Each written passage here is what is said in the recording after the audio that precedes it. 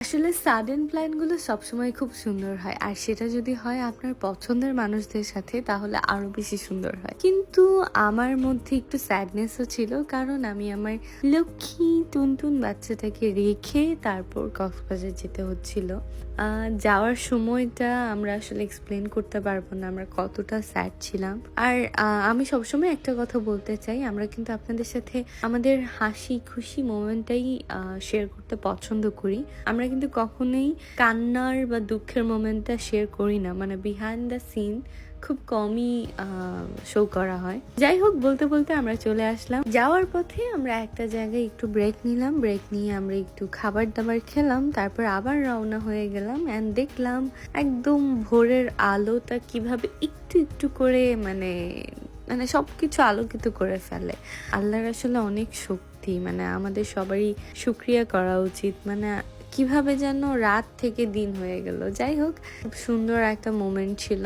তারপর অবশেষে অনেক একটা জার্নির পর আমরা আমাদের গন্তব্যস্থলে এসে পৌঁছালাম। বাট আসার পর আমরা আসলে চেক ইন করতে পারিনি, আমরা খুবই স্যাড মোমেন্টের মধ্যে ছিলাম। আশেপাশে ঘোরাঘুরি করেই আসলে নিজেদের সময়টা পার করছিলাম। কিন্তু সকালের এই আলোটা দেখা, তারপরে এরকম সুন্দর সমুদ্র দেখা, আরেক পাশে পাহাড় দেখা, এত সুন্দর নেচারের মধ্যে থাকা, ওইটাই আসলে আমাদের জন্য অনেক এনজয়ের একটা ব্যাপার ছিল।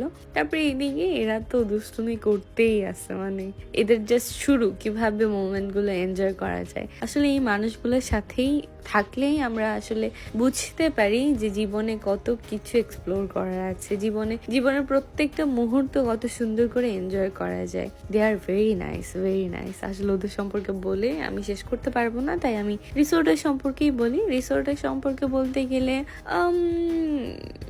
আসলে আমাদের তেমন জমে নাই আসলে রিসোর্টটা। আমরা হুদাই একটা ব্যাড বাস খাইলাম, বাট খারাপ না, বাট আমাদের জন্য হয় নাই আর কি। তো প্রথম দিনই আমি আসলে ফ্রি ছিলাম, ওই জন্য আমি এই শাড়িটা পরে একটু শুটটুট করিনি। কক্সে আসছি, সমুদ্রের পাড়ে একটু শাড়ি পরে শুটটুট করবো, এটা আমার ইচ্ছা ছিল। বাট আনফর্চুনেটলি আমরা মানে পারি নাই। আমরা ঘুম টায়ার্ডনেসের কারণে আমরা এই যে সন্ধ্যায় আমরা লাঞ্চ করতে আসি, সো আমাদের সময় হয় নাই যে আমরা সমুদ্রের পাড়ে গিয়ে একটু ডে লাইটে ফটোশুট করব। যাই হোক, এরপর আমরা অনেকগুলো খাবার দাবার অর্ডার করি। খাবার দাবার খেয়ে তারপর আবার আমরা রওনা দিব বিচের উদ্দেশ্যে। আসলে কক্সে আসলে যদি সমুদ্র পাড়ে না যাই তাহলে আসলে জমে না। কিন্তু আমার মনে হয় কি জানেন, যাদের গাড়ি আছে তাদের উচিত কক্সে গাড়ি নিয়েই যাওয়া। গাড়ি ছাড়া গেলে না অনেক ব্যাড বাস খেতে হয়। তো এরপর আমরা আমাদের হোটেল রুমে আসলাম। আসার পর আমরা আবার বের হচ্ছি কলাতলি বিচে যাওয়ার জন্য। এই যে আমরা রেডি হয়ে বের হয়ে গেলাম। নাহিদের সাথে আসলে প্রত্যেকটা মুহূর্ত আমি এনজয় করতে চাচ্ছিলাম। আমার আসলে ও ছাড়া তো আর কিছু নাই, অ্যান্ড ওর সাথেই আমার সব কিছু। তো আমি চাই ওর সাথেই সব মোমেন্টগুলো এনজয় করার। এরপর আমরা রাতের ডিনারটা করতে আসি, অ্যান্ড একটা কিউটি বিড়াল দেখছেন, কি সুন্দর না?